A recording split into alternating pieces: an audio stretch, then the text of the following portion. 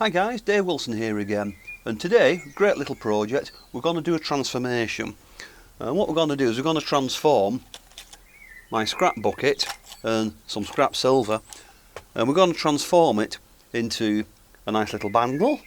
And this has been textured and patterned and oxidized, and I had a little bit of silver left over, so I also made a little ring as well, and I'm going to show you how I do it.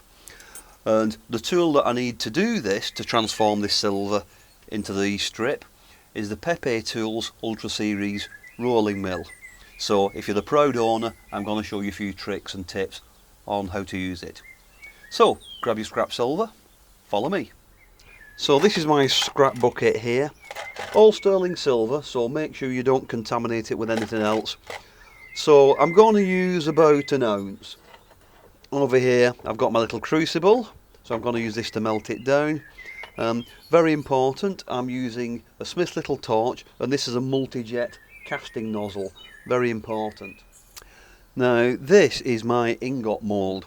Check very carefully the dimensions, because you need to make sure that when you cast an ingot it will actually fit in your rolling mill. If it's too big, then it's not going to be any use. Another thing, when I bought this is cast iron, it was coated in a kind of paint, so burn it off, clean it out, make sure it's clean. And I use a bit of grease on a brush here, so use some grease or engine oil just to lubricate it, and that stops it from getting stuck. When you pour it, start at one end and just pour along so you get a nice consistent strip. Start to melt it down,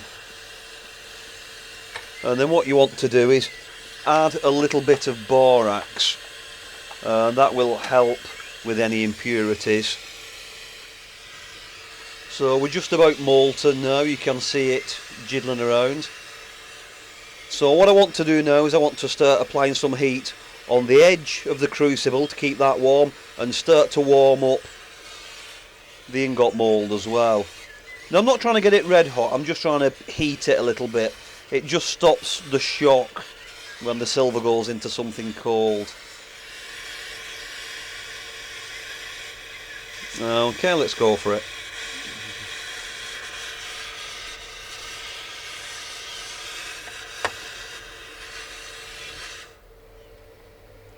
So, there we go. Rinse it and piddle it. So this is quite nice. It's a little bit thinner at this end, but it's not too bad. So I think I'm going to use this one. So this is the Pepe Tools Ultra Series rolling mill, and this is the 130, so this is a maximum size. And the important thing is that this is with the combination rollers. That's the important thing.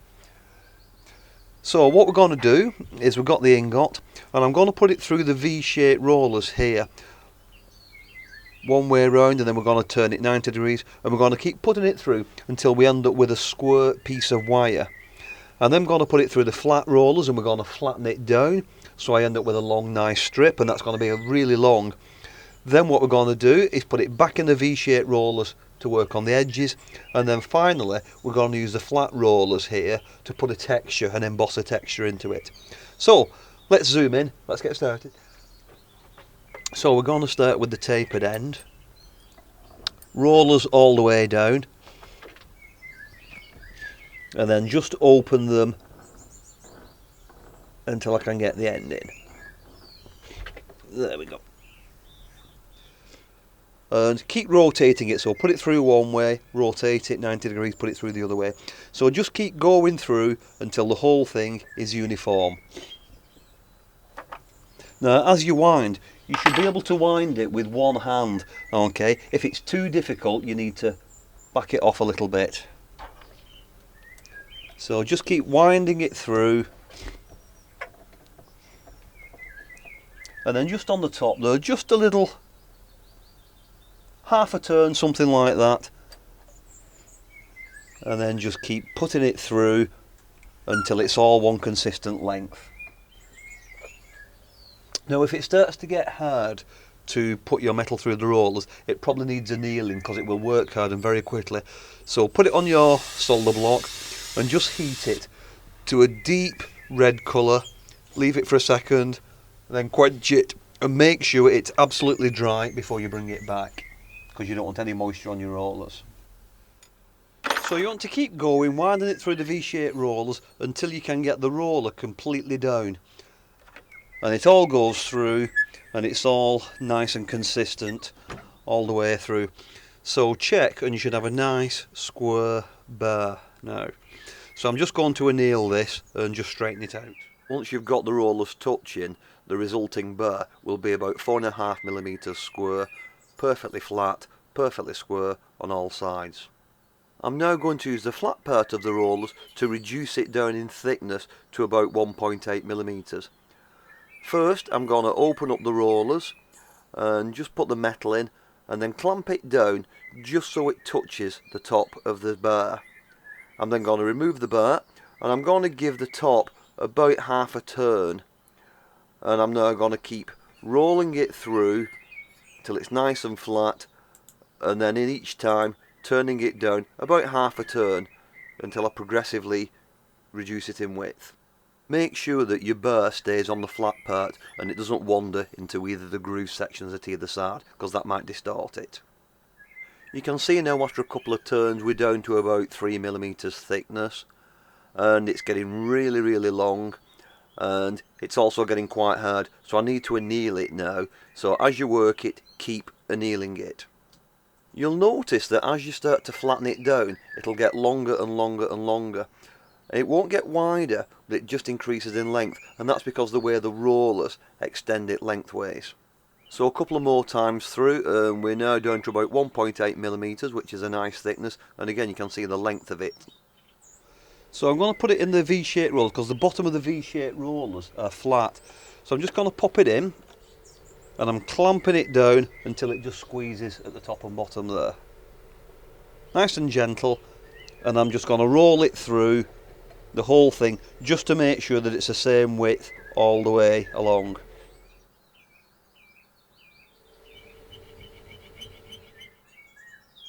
Here you can see the lengths. I've got 16cm, which is going to be used to make the torque bangle.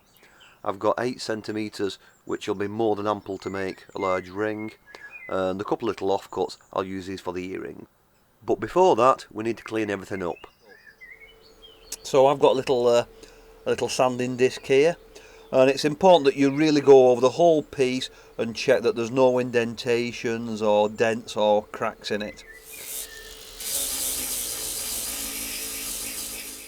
To texture your pieces you can use whatever you want: leaves, fabric, texture plates, absolutely anything. I've got here some thin sheets of metal, and it's been laser cut with this beautiful design. I think it's designed for going around a mirror or something, but this is going to be great for embossing into the silver. Here I've got a sheet of copper, and I'm going to use this to protect the rollers. So I'm going to place the metal on top of the copper, and then lay my silver on top of it in such an orientation. I'm going to try and make sure I get the best part of the pattern. I've opened the rollers, and I'm going to put the whole sandwich into the rollers and just tighten it down just until the rollers touch the top of the silver there. I'm now going to remove them, and I'm going to give it half a turn at the top, and then when I put it through, that half a turn will give me enough pressure to emboss that pattern into the bottom surface of the silver. And this is the result, a nice embossed pattern, and so I'm going to repeat this for the other pieces. Because of the random nature of the texturing, you might find that there's a little bit of distortion along the edges. So once again, I'm just going to put it through the mill, edge on, nice and gently, and this is just going to flatten it down and just make sure it's a consistent width all the way along. Here I've got the Pepe Tools Designer bench block, which is really smooth, and I'm just using a rubber mallet to just tap the silver straight. Now it's important that you keep the pattern face up so that you don't flatten it, and only use a rubber or rawhide mallet just to hammer the front. Likewise, if you lay it edge on, you'll be able to see any gaps where it's distorted, so just use a nice polished plenishing hammer just to tap it gently on the top, and it'll keep it all nice and straight and level to the surface of the bench block. Here we have all the pieces flattened and straightened out. For the bangle, I've just rounded off the ends with a medium cut flat file, and then I've gone over the back and the sides with a 500 grit buffing stick. You can see here I've done the same with the earrings, but of course with the ring strip you don't want to round the ends off because you're going to solder it, so with the ring I've cut this straight, and again I've gone over everything with a 500 grit emery stick. I'm going to polish all these pieces up now on the buffing wheel. So you can use Tripoli, but I'm using my favourite Menzerner IP polish, and this is on a loose cotton mop. Very important, polish the back and the edges, but be very careful on the front, don't polish away your texture. Now to make a bangle, you might have a bangle mandrel, but if you don't have one, you just need something round to form it on. So I like to use this round wooden mallet. I find this really great because I can hold it. So keep working it round, and so make sure that it's nicely curved and the gap at the back is opposite the front, so it's nice and symmetrical. Just a little trick here, to flatten it down, sandwich your bangle between two pieces of wood and just hammer it quite firmly on the top, and that will keep it nice and straight and flat, but it won't mark it. So next to the earrings, and I'm just going to mark them with a little marker there, centre punch them, and then I'm going to drill them with a 1mm drill bit. Now here's a little tip, I'm using a very small round burr and I'm just popping it into the edge of the drill holes and just spinning it round very gently, and that will help to remove any burrs or sharp edges as a result of drilling the holes. I'm using a pair of 5mm round jump rings made from 1mm round sterling wire, and you can just attach the hooks and close them with 2 pairs of chain nose pliers. Simple as that, and then pop them in the tumbler. To make the ring, begin by checking that the ends are perfectly flat and square, so just run your file over the ends, and then here I've got a pair of half round and half flat parallel jawed pliers. So use the half round side on the inside flat part of the ring and just bend it round until the ends touch. So if you want to make a smaller ring, just cut it out nice and square and check it on your ring mandrel and make sure that the edges are nice and flush. So a little bit of borax, and I'm using a pallion of hard solder. You'll note that I'm heating it from the outside so that it'll draw the solder through to the outside and create a nice even joint. And there we go. Tap it on the ring mandrel to ensure it's perfectly round. Do one side and then flip it over. And I'm just cleaning up the solder joint with a half round file. This is a nice little trick. I like to put it on a sheet of sandpaper, 600 grit, and just move it round, and that will help to make the edges nice and flat and smooth. Go over the whole thing with a 600 grit buff stick to smooth off all the edges, and then finally finish it off with Tripoli, or in my case the Menzerner IP polish, and then chuck it in the tumbler. Finally, here you can see the pieces out of the tumbler. Now of course, how you finish them is entirely up to you.